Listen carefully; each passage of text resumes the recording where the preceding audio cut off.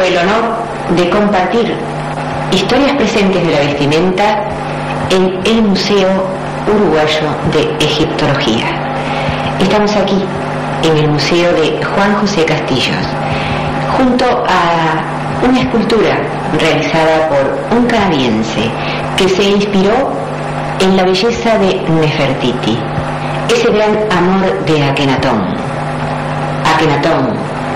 Amenofis IV, quien compuso himnos al dios Atón. Nefertiti fue su gran amor y su esposa preferida. Seguimos en compañía del profesor Juan José Castillos, que hoy nos hablará de la vestimenta en su museo. Muy buenas tardes, profesor. Muy buenas tardes, un gusto estar con usted nuevamente. Muy bien. Nosotros traemos hoy para ustedes algo sobre la psicología del vestir. Hay tres temas principales, que son la protección en el vestir, el pudor y la decoración. En cuanto a la protección, vamos a establecer algo que lo ha dicho Darwin. El ser humano no necesita protegerse, salvo en casos extremos, y algo que también estableció Hipócrates, y decía que la protección era algo simbólico y mágico. Los egipcios, ¿cómo tomaron la protección en cuanto a la vestimenta?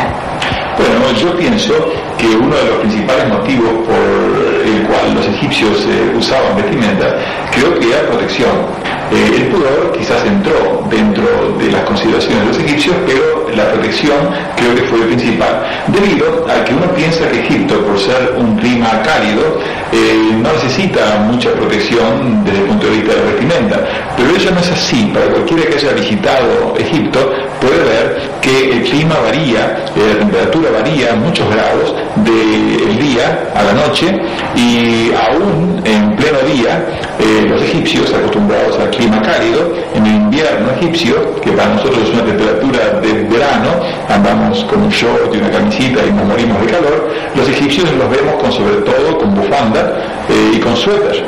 O sea que ellos necesitaban protección, y no solo lo decimos, sino que el hallazgo de algunos restos de vestimentas de lana que usaban ellos para recubrirse cuando la temperatura bajaba, indica que la protección fue una consideración muy importante para ellos. Quiere decir entonces que los egipcios protegían su cuerpo. Por supuesto, en mi opinión, sí.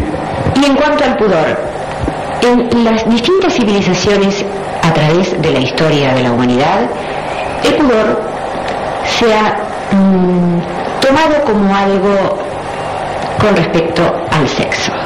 Es decir, cubrirse, no cubrirse, el cubrirse porque hay determinadas zonas del cuerpo que no deben mostrarse. Los egipcios, ¿cómo tomaron el pudor en su vestimenta? Bueno, yo creo que los egipcios se vestían sin falsos pudores, de la misma manera que actuaban en todos los demás aspectos de su vida. Si nosotros, por ejemplo, leemos composiciones de la poesía amorosa egipcia, la literatura egipcia, vamos a ver que falsos pudores están ausentes allí. Y lo mismo en la vestimenta. Vemos que muchas de las ropas que ellos usaban, en el caso de las mujeres, por ejemplo, dejaba al descubierto uno o ambos senos. Y no tenían falsos pudores en, por ejemplo, permitir que las sirvientas, que las criadas se movieran por la casa prácticamente desnudas. Aparte, los niños, y mismo no tan niños, adolescentes, también llevaban muy poca ropa o andaban completamente desnudos sin que nadie tuviera ningún sentimiento de escándalo o de falso pudor a este respecto. Yo creo que no debemos ver las cosas con la óptica victoriana del siglo pasado, donde todo el mundo tenía que estar muy cubierto, si no el mundo se venía abajo.